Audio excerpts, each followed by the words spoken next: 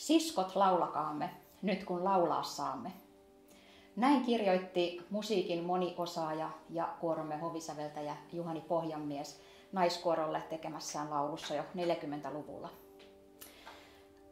Se, että me saamme laulaa tänä päivänä vapaassa ja demokraattisessa maassa, on jo sinällään etuoikeus. Mutta vielä upeammaksi harrastuksemme tekee, kun saamme laulaa ammattilaisen johtamana. Viimeiset 10 vuotta kuoroamme on johtanut musiikinmaisteri Sabrina Ljungberg. Ja tänään minulla on ilo jututtaa Sabrinaa, muistella vähän yhteistä historiaamme ja vielä paremmin tutustua Sabrinan ajatuksiin ja persoonaan. Sabrina, tervetuloa. Kiitos. Heti alkuun urheilutermein, miltäs nyt tuntuu, kun 10 vuoden maaliviiva on ylitetty? Aika mahtavalta. Tuntuu, että ihan 10 vuotta on ollut pitkä pätkä elämää ja tässä on tapahtunut paljon 10 vuoden aikana ja nyt on ihana vähän juhlistaa sitä sitten. Ja sitä me tänään teemme. 2014 vuoden lopussa meidän kuoro oli tilanteessa, että me tarvitsimme uuden johtajan. Silloinen johtajamme Maikki Autio oli muuttamassa työkuvioiden vuoksi toiselle paikkakunnalle. Ja sitten hyvin nopeasti käynnistettiin uusi johtajahaku. Tammikuussa oli jo 2015 haastattelut ja koejohto. Ja helmikuussa sitten jo vahvistettiin, että sinusta tulee meidän uusi johtajamme. Mitä muistikuvia sulla itsellä on tästä hakuvaiheesta? Miten ylipäänsä innostuit hakemaan Filjannan johtajaksi? No, Maikki Autio, kuoron aiempi johtaja, oli myös mun opettaja Lahden ammattikorkeakoulussa ja hän oli sitten ilmeisesti huomannut, että koulun jälkeen oli jatkanut näitä kuoronjohto-opintoja ja kuoronjohtajana muuallakin tuolla kuoroissa ja Maikki sitten laittoi mulle viestiä, että tämmöinen paikka olisi auki, että olisinko kiinnostunut. Ja tämähän oli tietenkin aika iso kunnia, että oma opettaja, entinen opettaja, laittaa viestiä ja kysyy suoraan. Muistan kuulleeni Filjannasta opintojen aikana ja se oli vähän semmoinen myyttinen Maikin kuoro. Se oli heti innostuin ajatuksesta, että todellakin olen hakemassa. Ja onneksi olit. 20-minuuttinen tämmöinen koejohtotilaisuus sitten järjestettiin. Mitä muistikuvia sulla on siitä tilaisuudesta? No, tässä huomaa, että 10 vuotta on tehnyt tehtävänsä, että ihan kauhean tarkkoja muistikuvia ei ole. Ei ollut ihan ensimmäinen, mutta ensimmäisiä koejohtotilanteita omalla uralla. Et varmasti jännitti aika paljon ja se ehkä selittää, että kauheasti muistikuvia ei ole. Mutta muistan Filjannan lämpimän porukan ja iloiset ihmiset ja sen semmoisen innostuneisuuden, minkä heti aistin kuoron tavatessani. Muistatko, mitkä laulut johdatit? Tai no en kyllä muista. Muistatko sä? En muistanut, mutta kysyin kavereilta. Ja ne olivat Kodain Ave Maria ja Hymni rakkaudelle. Aivan. Mutta sen mä muistan itse siitä hetkestä, että teki vaikutuksen, kun hymniä harjoitutit erilaisilla tunnetiloilla. Ja se tuntui silloin jotenkin uudelta ja raikkaalta. Ja tuli heti semmoisia uusia sävyjä meidän kuorosta. Että se teki vaikutuksen. No, koska kuoromme on tämmöinen demokraattinen yhteisö, niin johtajavalinnassa sitten kysyttiin myös kuorolaisten mielipiteitä ja kommentteja, että minkälainen ensivaikutelma oli tullut siitä 20 minuutista. Haluatko kuulla? No, anna tulla. Muun muassa tällaisia kommentteja sieltä kuorolaiset sanoivat. Pystyisi varmaankin elävöittämään ilmaisuamme. Tuli pois pianon takaa. Musiikin fyysisyys ja yhteys tunne-elämään tärkeää. Sydän mukana tekemisessä ja mahdollisuus rakentaa kuoroon vahva yhteys. Kiinnostava tapa löytää meistä uusia sävyjä laulamiseen, tulkintaa uudella tavalla. Huumorintajuinen, kunnianhimoinen, itsevarma, kannustava, analyyttinen, valloittava persoona. Vaikutti osaavalta ja innostavalta. Ja näin 10 vuoden kokemuksella täytyy sanoa, että et ainoastaan vaikuta, vaan olet todella innostava ja osaava. No, ennen kuin me sukelletaan vähän syvemmälle tähän yhteiseen Filjanna-historiaan, niin mietitään vähän niitä sun taustoja. Eli miten susta tuli ylipäänsä musiikin ammattilainen? Mikä sulla oli lapsuuden haaveammatti? No varsinaisesti ei ollut mitään yhtä tiettyä, että varmaan aika semmoinen tyypillinen vaihteleva lapsuuden ammatti, haavekuva mielessä. Että kyllä siellä laulaja oli, mutta ihan yhtä lailla siellä oli lentoemäntä ja kaupan myyjä ja opettaja oli sitten kyllä tosi pitkään. Muistan, että sitten joskus lukioaikoina silloin musiikin opettaja kysyi, että no kai sinä olet lähdössä musiikinopettajaksi opiskelemaan. Ja se oli semmoinen käänteentekevä hetki, että joku aikuinen, joku opettaja oli nähnyt minut ja sitten kannusti eteenpäin.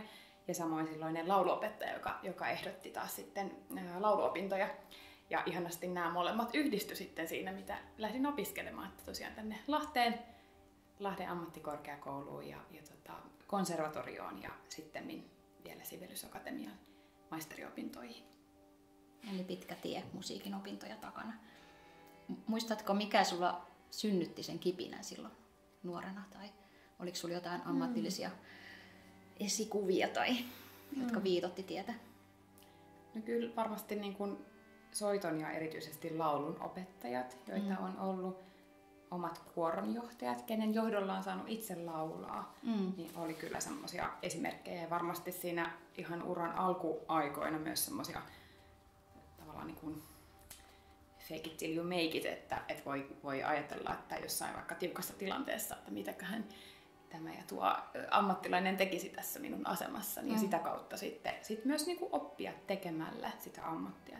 Sen mä koen kyllä, että toki opinnoista on valtavasti hyötyä ja eväitä matkan varrelle, mutta sitten myös ihan se käytännön tekeminen ja se, että työtä tekemällä oppii. Se on totta. Ja nuorena itse jo liityit myös naiskuoroon. Joo, mä taisin olla 15-vuotias, kun me äidin kanssa liityttiin Järvenpään naislaulajiin. Ja se oli kyllä yksi semmoinen just iso juttu silloin, että pääsi laulamaan kuoroon. Ja semmoinen naiskuorokipinä syntyi silloin ja muistan lukiossa perustaneeni ensimmäisen oman kuoroni. Silloin ei ollut mistään johtamistekniikasta ja kyllä mitään käsitystä, mutta se into oli kyllä vahva. No sitä intoa pääsit sitten käyttämään syksyllä 2015, kun aloitit varsinaisesti kuoromme johtajana.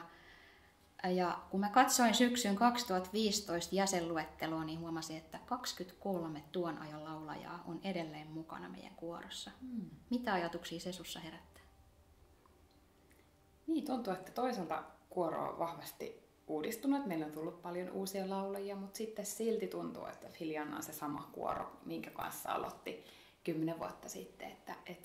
Koen, että se on tosi tärkeää ja hienoa, että siellä on niitä tosi pitkän matkan konkarilaulajia mukana edelleen. Ja ihana kuulla, että näinkin moni on vielä 10 vuoden päästä se myös yllätyin, koska tuntuu, että kuitenkin uusiakin ollaan saatu tosi ihanasti koko aika matkan varrella. Kyllä. Muistatko, mikä oli ensimmäinen konserttisi Filiannan kanssa? No mä koitin muistella tätä ja mä muistelisin, että se olisi joulukonsertti Porvoon kirkossa. Joo. Oliko oikein? Oli. Yes. Eli Porvoon naislaulajien kanssa yhteiskonsertti. Joo. Siitä se lähti ja sitten paljon on sen jälkeen konsertoitu monia joulukonsertteja ja vaikka mitä suuria konsertteja Sibeliustalon lavalla ja niin päin pois. Mitkä hetket erityisesti on jäänyt sun mieleen nyt tässä Filiannan historiassa? Tai joitakin semmoisia nostoja? Ehkä helppo vastaus on nämä meidän isot konsertit. Meidän oma 100-vuotisjuhlakonsertti pari vuotta sitten ja muutkin niin kuin Sibeliustalon isot konsertit. Toki upea mahdollisuus esiintyä Alexander Stubbin diplomaatti-illallisilla vuosi takaperin ja presidentin linnassa aivan. Mutta viime keväältä esimerkiksi nostaisin meidän lasten musiikkikonserttiproduktio, jossa kuorolaiset oli säveltänyt omaa musiikkia yhteisöllisesti ja se oli niinku yksi semmosia mun mielestä jotain virstanpylväitä, mikä myös on niinku tätä kuoroa kehittänyt, että ollaan niinku uskallettu lähteä tekemään vähän haastavampia juttuja myös taiteellisesti yhdessä. Ja sitten on kyllä kaikki reissut, mitä ollaan saatu yhdessä kokea, niin ne on ollut ihania. Sisiliaa ja Etelä-Espanjaa ja myöskin nämä Kaustisen ja Tampereen Sävelen reissut. Tampereen Sävelessä ollaan oltu nyt 2 kertaa sun kanssa ja se on ilmeisesti sulle tärkeää, koska jo hakiessasi Filiannaan haastattelussa kerroit tavoitteeksi, että haluat viedä Filiannan heti seuraaviin Tampereen sävelkuorokatselmuksiin. Ja näin tapahtuikin, eli 2017 oltiin ekan kerran ja nyt sitten tänä kesänä toisen kerran. Mitä sä ajattelet, miksi nämä katselmukset on tärkeitä kuorolle tai sulle? Mikä merkitys niillä on? No, se on aika ainutlaatuinen tilaisuus harjoitella joku 15 minuutin ohjelmisto tosi tarkkaan kuntoon. Et harvemmin on ihan peruskuoroarjessa sellaista luksusta. Ja ehkä se ei ole ihan tarkoituksenmukaistakaan, että joka kerta ihan niin millimetrin tarkkuudella sinne konserttiin mentäisiin. Mutta yhtä lailla sitten se, että sieltä saa sen lautakunnan palautteen ja niin kuin jonkun ulkopuolisen arvion, että mitä he meissä kuulevat ja näkevät. Et se oli nyt vaikka tässä tämän kevään Tampereen Sävelessä ihan yhtä lailla tosi ihana palaute, kun sieltä saatiin, niin että se vahvistaa sitä niin kuin suuntaa, mihin tässä ollaan kuoron kanssa matkalla. Se on totta. No miten sä näet, että miten kuoro on muuttunut tässä 10 vuoden aikana? Tai onko muuttunut?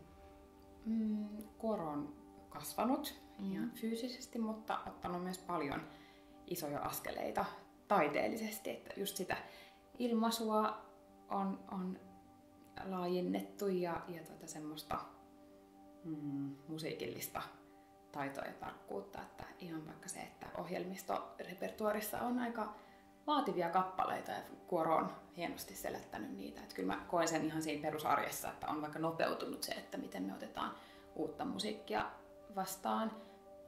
Ja myös sit se, että mitä siellä konserteissa tapahtuu ja minkälainen fiilis niiden jälkeen on. Että toki tässä on itse kasvanut myös aika paljon viimeisen 10 vuoden aikana, mutta tuntuu, että saa niinku kuoron kanssa toteuttaa sitä niinku omaa taiteen tekemistä ja se on tosi palkitsevaa.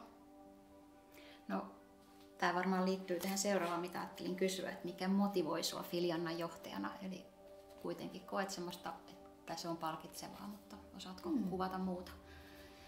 No, kyllä. Mitä siinä sykähdyttää tai innostaa? Joo, ihmiset ennen kaikkea. Jotenkin tämä porukka on ollut ihan alusta pitäen jotenkin tosi ainutlaatuinen ja tosi lämmin ja innostuva yhteisö. Ja se on mulle itselleni tosi tärkeä semmoinen motivaattori kuoronjohtajana, että ei tarvitse taivutella kauheasti tai jotenkin houkutella motivaatiota, vaan että se on jotenkin aika semmoista sisäsyntyistä ja tämä porukka ruokkii toistensa rohkeutta tosi kauniilla tavalla. Että sen mä sanoisin, että se on semmoinen ihan ydinasia tässä meidän yhteistyössä myös. No, tämä kuoron johtaminen on vain yksi osa sun laajaa toimenkuvaasi, että me tiedetään, että sä olet säveltäjä, sovittaja, kouluttaja ja toimit järjestöissä. Unohtuko joku tärkeä työtehtävä? Laulaja, aivan. Siitä tulee kyllä kysymyksiä. Mutta jos eka mietitään tätä sun säveltäjäpuolta, niin mä ajattelen, että me ollaan kuorona tosi onnellisessa asemassa, kun me saadaan koko aika sulta, myös muilta meidän kuorolaisilta, uutta laulettavaa, ihania teoksia, upeita sovituksia. Ja just tällä viikolla harjoitusten jälkeen mä ajattelin, että mä saan vähän elää tämmöistä vain elämää koko ajan. Et koko aika tulee uusia biisejä, uusia sovituksia, ihania versioita, joihin me saadaan niin kuin sitten tehdä omat tulkinnat. Tietysti sun johdolla, mutta kuitenkin, että jokainen saa myös vähän sitä omaa sieluansa niihin biiseihin laittaa. Niin se on tosi ainutlaatuista ja siitä mä oon tosi kiitollinen. Mutta miten sä jaat sun aikasi nyt näiden kaikkien eri tehtävien kesken? Se on hyvä kysymys ihan itsellenikin. Se on vähän kausittaista, että sitä niin kuin vähän suunnittelee ja laskee sen mukaan, että mikä projekti vaatii milloinkin sitä huomiota kaikista eniten ja koettaa myös just aikatauluttaa asioita niin, että samanaikaisesti ei olisi valtavan intensiivistä niin kuin kaikilla rintamilla. Mutta sitten taas viikkotasolla, just kun on torstai meidän harjoitusilta Filjannan kanssa, niin pyrin torstaina tekemään pääosan Filjannan töistä ja sillä tavalla niin kuin hahmottaa sitä omaa palettia, joka on kyllä hyvin moninainen ja laaja. Että, tuntuu, että koko ajan siinä tulee paremmaksi, mutta ehdottomasti edelleen kehittämistä siinä myös on, että tulisi myös pidettyä sitten huolta vapaa-ajasta ja aivan sille tarpeeksi aikaa. No mistä sä saat inspiraation yleensä säveltämiseen tai miten se sun sävellysprosessi yleensä etenee? Mä oon säveltänyt pääosin vokaalimusiikkia, eli musiikkia kuoroille, laulajille mä koen olevani aika tekstilähtöinen, että tykkään ihan vaan lueskella runoja, viettää aikaa niin kuin runouden ja tekstien äärellä ja sitten usein sieltä lähtee joku kipinä ja joku ajatus syttyy ja sitten alan säveltää, mutta ihan tuntuu, että se semmoinen tietty ammattimaisuus on tuonut myös sitä, että ei enää odottele jotain suurta inspiraatiota, vaan tietää, että kun tartun toimeen, käyn siihen työhön kiinni, niin sieltä sitä sitten syntyy. Että yhtä lailla se on mulle kauhean kallisarvoista, että mulla on Filjannan kaltainen kuoro, jolle mä voin tuoda sitä musiikkia ja sitten pääsen tekemään sitä harjoitustyötä. Että sitten toki se on erilaista, jos on vaikka tilausteos ja ei olekaan mukana itse siinä harjoitusprosessissa, niin sekin on sitten erilainen kunnia. No varmasti. No teksteistä tässä mainitsit ja me tiedetään, että sä oot säveltänyt paljon Kantelettaren teksteihin ja Eino Leinon runoihin. Kenen tekstit voisivat seuraavaksi olla semmoinen sun inspiraatiosi lähde? Tai onko jo joku löytynyt? No itse asiassa joo, mulla on nyt tälläkin viikolla ollut työn alla 2 Edith Södergradin runoa ja viime keväänä tein Polyteknikkojen kuorolle tilausteoksen Landet som icke är, eli ruotsinkielisen teksti. Joo. Okei. No osaatko sanoa, mikä tällä hetkellä on sulle itselle semmoinen merkityksellisin oma sävellyksesi?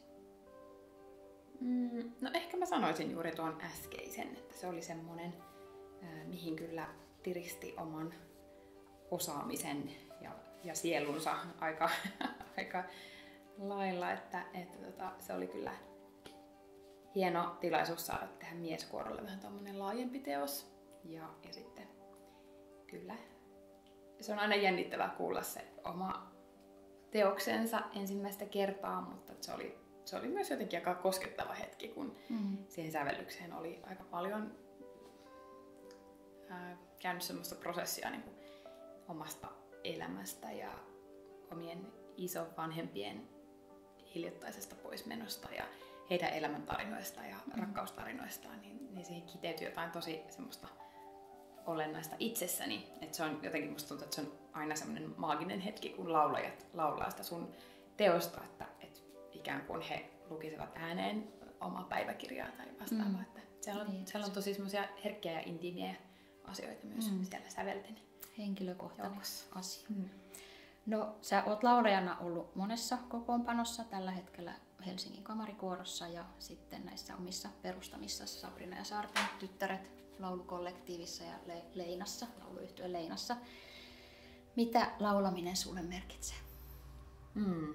No se on kyllä aivan ihanaa ja mä ihan täydellisesti ymmärrän, että miksi ihmiset haluaa harrastaa laulua. Se on kuoronjohtajan työlle tosi ihanaa vastapainoa, jos nyt ajattelee vaikka ammattikuorossa laulamista, että saa itse olla osana laumaa ja saa vähän vaihtaa sitä roolia, että ei olekaan vastuussa päätöksistä, vaan keskittyy siihen oman osuutensa tekemiseen. Onko se helppo vaihtaa sitä roolia? No on se kyllä nykyään joo, mutta kieltämättä ehkä toisinaan sitten se kuoronjohtaja paisto herää sieltä, että sitten tekee jotain analyysiä tai miettii, että miten tämän itse tekisin. Mutta yhtä lailla sitten mä koen, että laulaminen tukee säveltäjyyttä ja niin kuin, että sieltä saa paljon inspiraatiota ja ideoita, kun pääsee tekemään hyvin laidasta laitaa erityyppistä musiikkia. Että jotenkin mä koen, että nämä kaikki kuoronjohtajuus, laulajuus, säveltäjyys niin kuin tukee toinen toisiaan ja antaa niin kuin toisilleen sopivaa vastapainoa. Sä teet tosi monenlaista ja montaa genreä, mutta jos ajatellaan laulajana, niin onko joku tyylilaji, joka on eniten lähellä sun sydäntä? Hauska kysymys. Joo, ja ehkä mä vähän yllätän itsenikin tavallaan, kun mä vastaan näin nykymusiikki. Mä nautin siitä haasteesta, että joutuu tekemään tarkkaa työtä ja harjoittelemaan ja niin kuin sitten kun saa selätettyä jonkun vaikean stemman, niin onhan se aika hauskaa. Ja sitten tietenkin, että ylipäätään oli genre mikä tahansa, niin jos musiikki puhuttelee ja on sielukasta, niin sitten se on yleensä tosi palkitsevaa laulajalle. No sitten jutellaan vähän tästä kuoron johtamisesta, että sehän ei tietenkään ole sitä, että se vaan ilmaannut paikalle harjoituksiin tai keikalle. Mitä kaikkea se kuoron johtaminen pitää sisällään? Se on tosi moninainen työtehtävä ja varmasti jos lähtisin listaamaan, niin siinä menisi tovi ja unohtaisin suuren osan, mutta toki niin kuin ihan semmoinen just harjoituksiin valmistautuminen, uuden ohjelmiston suunnittelu, haltuunotto, että osaa itse sen musiikin, mitä tulee kuorolle opettamaan, konserttien suunnittelu, sen koko kuoron semmoinen taiteellinen ja pedagoginen kehitystyö,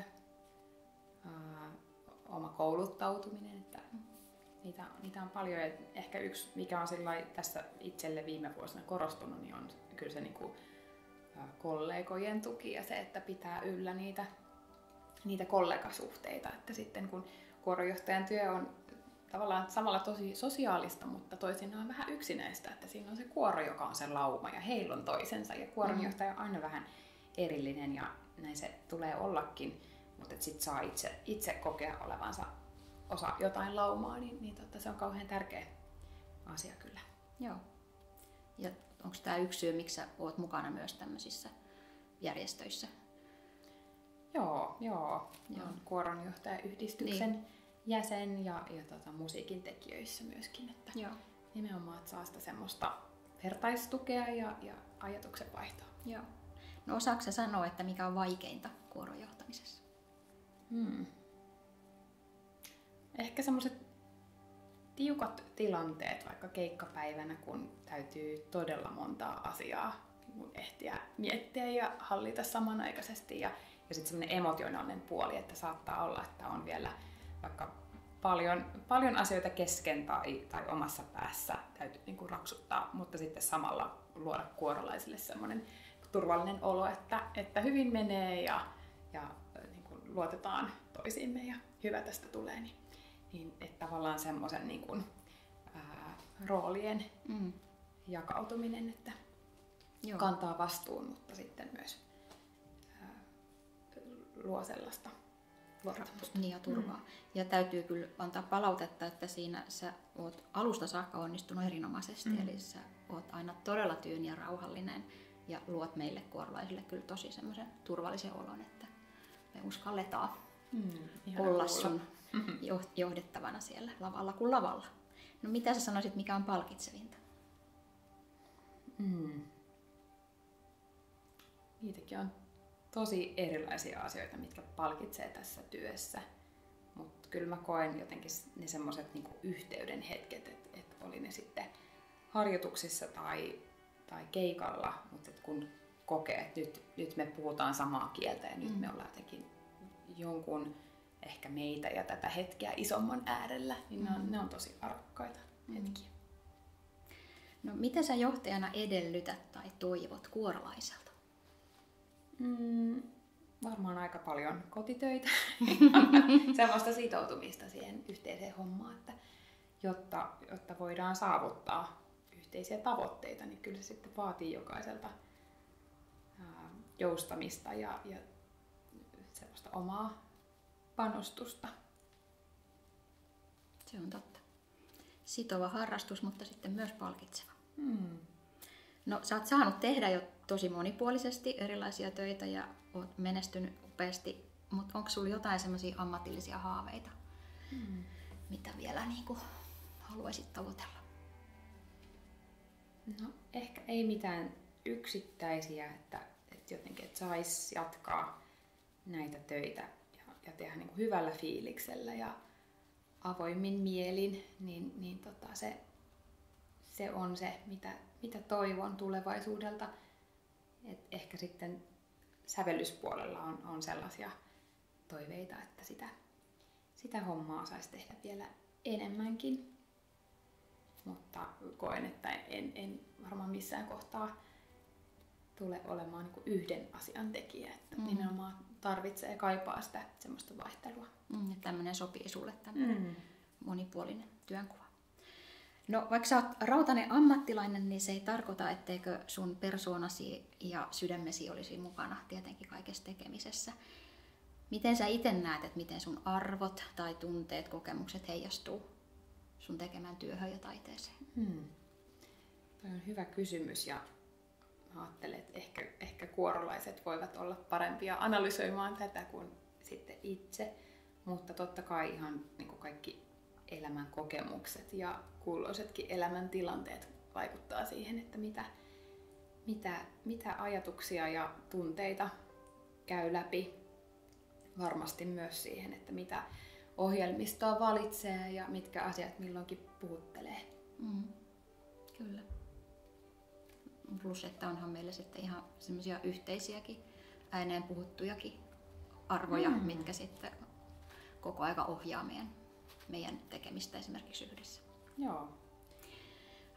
Tuleeko sulle mieleen joku taidekokemus, joka on tehnyt suhun tosi ison vaikutuksen?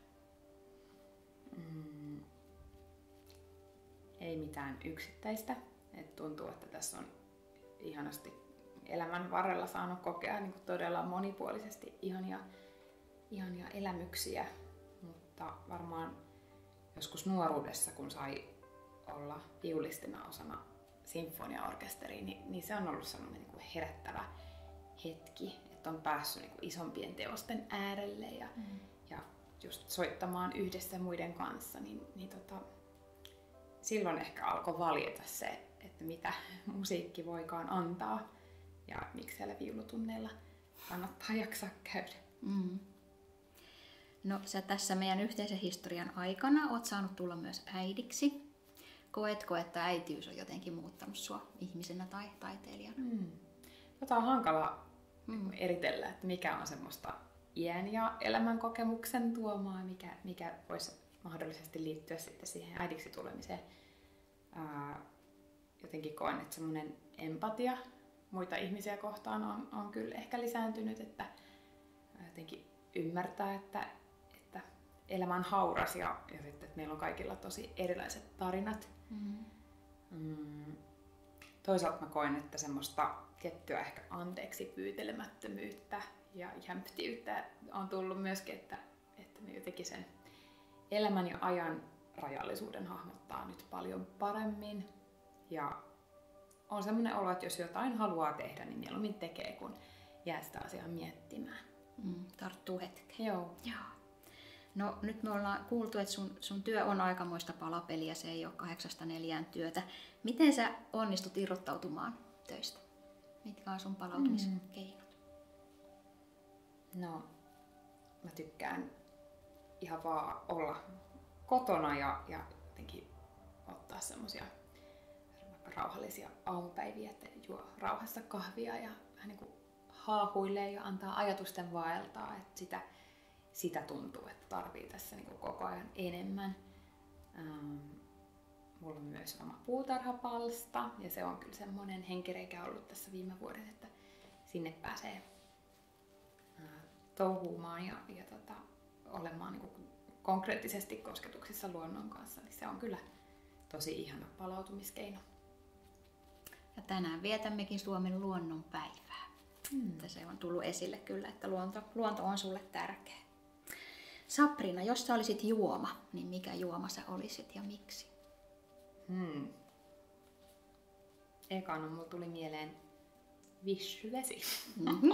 Ja miksi?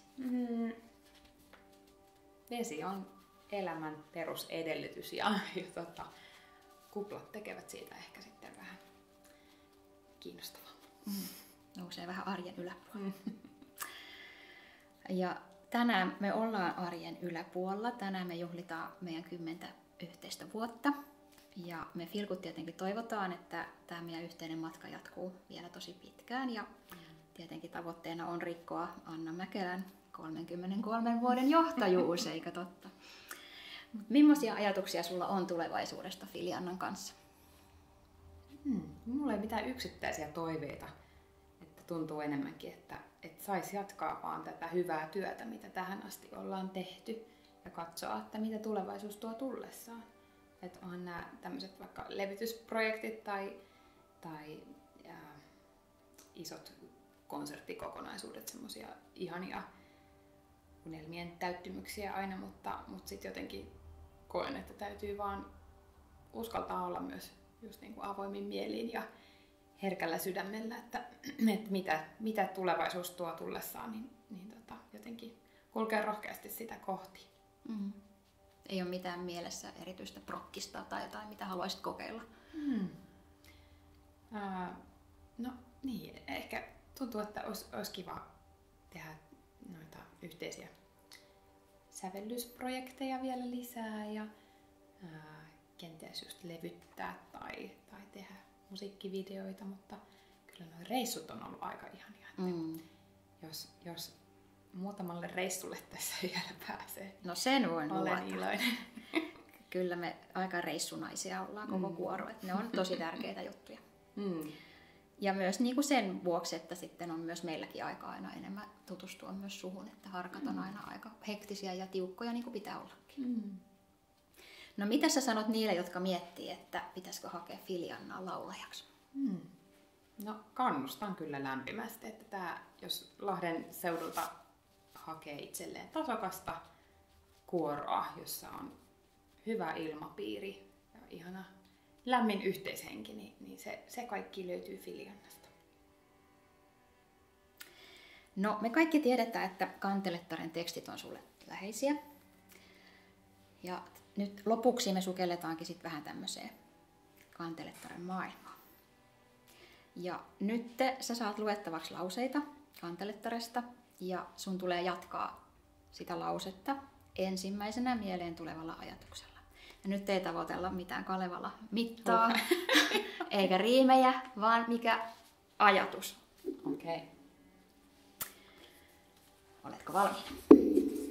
Joo. Sä saat lukea itse sen ääneen ja sit jatkat niin kuin haluat. Jos mun kultani tulisi, olisin hyvin onnellinen.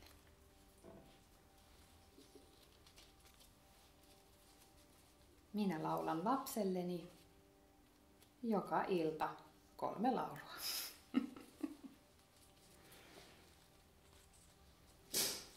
Siitä on mieleni apia, syömeni sangen sairas. Minkälaista on tämä maailmanmeno tällä hetkellä? Niin totta. Eipä mene mielestäni eikä muistoista murene. Ihanat 10 vuotta Filiannan kanssa. Ja vielä yksi. Mieleni minun tekisi aivoni ajattelevi lähteä laulamahan. Ilovirta veisäämahan. No tänään ilovirta meillä toivottavasti riittää. Mieleni minun tekisi kiittää sinua omasta ja kaikkien Filiannojen puolesta. Oot meille monella tapaa tosi tärkeä ja rakas. Kiitos. Kiitos. Maria, kuin myös.